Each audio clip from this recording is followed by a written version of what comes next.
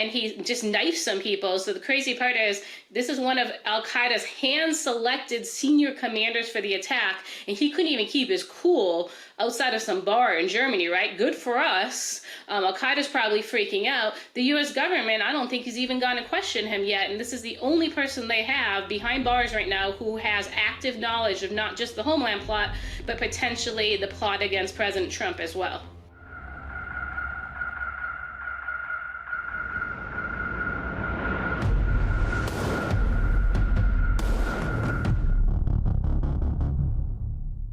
All right, Germany captures terrorist with knowledge of Al-Qaeda's U.S. Homeland plot. Looks like you posted this on X. I might actually use some of your words. I'm going to ask you for, is it Faraj al-Hamasi?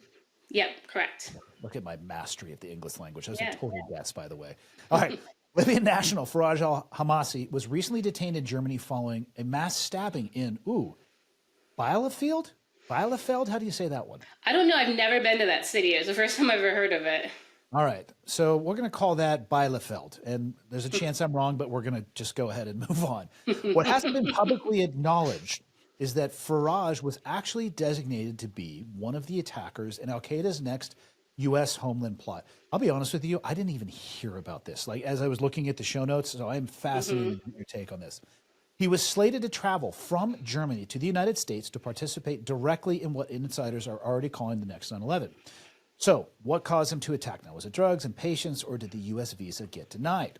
Attempts by the German government to portray Faraj as an ISIS operative or misidentify him as Mahmoud from Syria are deliberate disinformation, not from the German government, but from Al-Qaeda.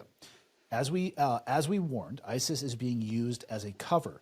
Faraj is a longtime member of Ansar al-Sharia, Libya, and directly connected to key figures in our 2012 Benghazi attacks, including the top two targets of the investigation: Abdul Azim Ali, Musa bin Ali, holy cow, that's a lot, and Zaid Balam. Okay. Yes. The question, what is it going to take for people to start taking this seriously? I was doing a Change Agents episode earlier today, talking with a guy who's looked at jihadist groups, and we talked about kind of Afghanistan before and what happened during the 20 years of the GWAT and what happened after. And it's just this, training camps, equipment, like all of these things. And I actually referenced you in that, and other intelligence people either directly involved or tangentially involved. It's like I don't know how many more red flags have to be waved, and I'm not in tune or connected enough to even know what the government is actually doing.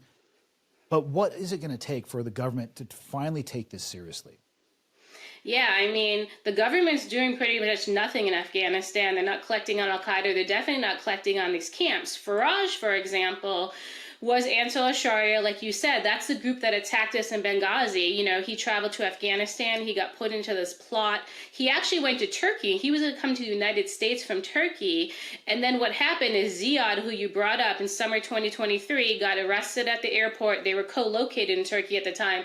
Faraj freaked out thinking, oh no, law enforcement is on to us. They weren't, for the Homeland plot. He goes to Germany, hides out in Germany, but he went to Germany on a fake Syrian passport. Our governments are letting all these people into the countries unvetted, so Germany puts them in the system with a fake name, with a fake Syrian passport, fake identity.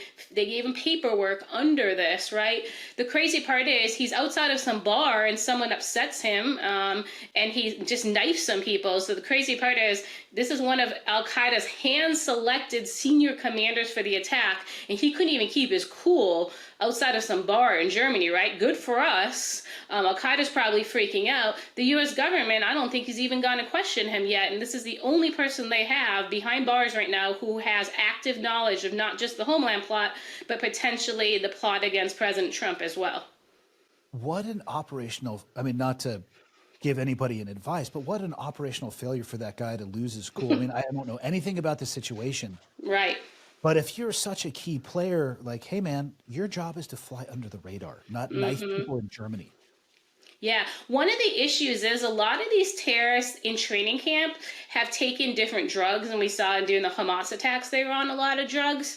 So we are in a different situation where some of them could be addicted to different substances, which is helpful to us, right? But it does change their behavior, and they lose their cool and what they were assessed to be good at, being patient, being under the radar, working as a team, that might go out the window if you're become addicted to a substance.